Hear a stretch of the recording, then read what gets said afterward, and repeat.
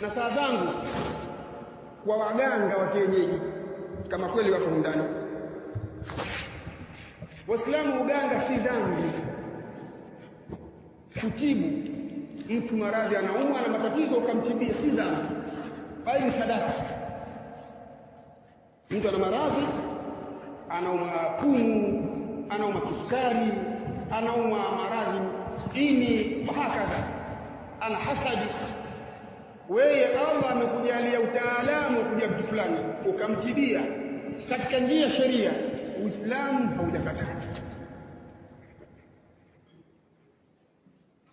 Kaja mtu ana maradhi ya miguu inaka moto, macho haoni vizuri, tumbo linamuuma sana, anasema naomba chembe ya moyo. Ingawa kitaalamu hakuna gonjwa chembe ya moyo, lakini Mungu ukampa dawa yale maradhi yake akapoa kwa idhini ya Allah. Hilo jambo zuri katika Uislamu. Lakini tatizo ni kwamba huo uganga wenyewe, kwa mfano kama pana mganga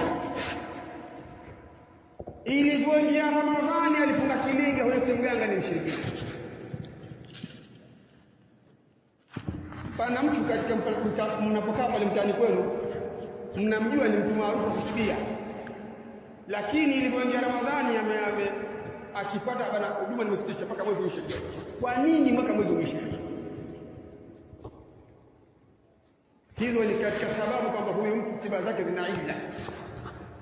Huyu anatumia mashaitani, na mashaitani ni kweli ikiingia Ramadhani unafungwa kwa dhati yake au kwa maana yake. Mashaitani wanafungwa, bali wanakuwa hawana nguvu kabisa. Sasa yeye mganga anatumia mashaitani, anakutibiaje? Kwa hiyo uongo hivi haufai. Ewe mganga, uliacha tiba ya uganga ya kishirikina baada ya Ramadhani kuingia, usirudie tena. Ikiwa kweli uliacha tiba ya uganga kwa kishirikina kwa kumhofia Allah kwamba sikonga hapo itakuwa haikubaliwi, basi ndugu yangu, katika toba ya kweli ni kutokurejea yale madhambi uliyofanya.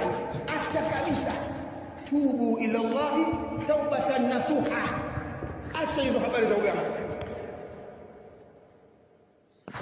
Unaweza ukatishwa na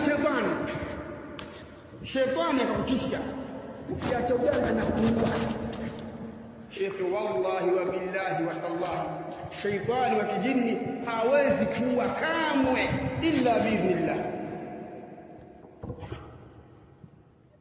Allah subhanahu wa ta'ala amesema kwenye Qur'an katika Bakara aya 102, akiwazungumza masala ya uchawi.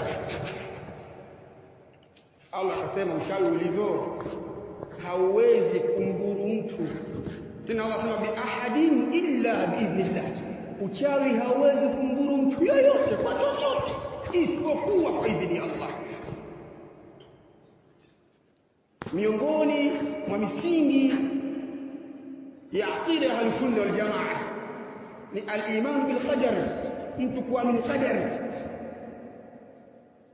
uamini kwamba hakuna kilichokupata isipokuwa kilikuwa kisikukose, na kile ambacho kimekukosa hakikuwa kikupate.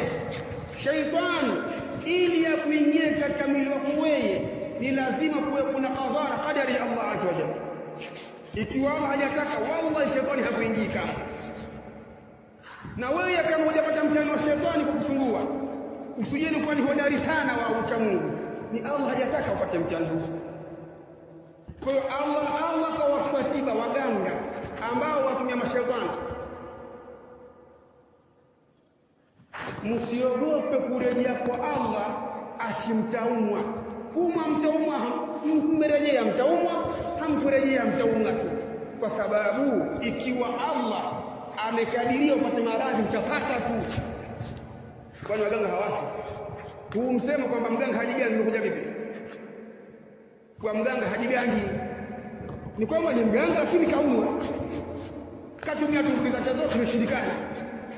Mganga hajiganji, lakini kweli mganga hajiganji kwamba mganga hawezi kujitibia.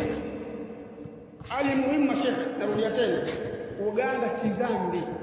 Muislamu ndugu yangu katika imani, na kuhusia tena kumcha Allah, ikiwa uliacha mambo ya mujarabati ya kuchora yale kwa ajili ya Allah, Ramadhani shaondoka tayari, Allah bado yuko vile vile, yuko hai, Allah anataka kuondoka, acha. Ikiwa ni kazi unaipenda ya kutibu, ufuate matabibu wa kisheria kwa kuelekeza ruksa kisheria, sio kwa njia za kisheria za kutibu, wala hupati dhambi. Lakini kama kuna tiba ulikuwa unafanya Ramadhani kiingia unaacha, hiyo tiba ina mushkila. Kwa nini wate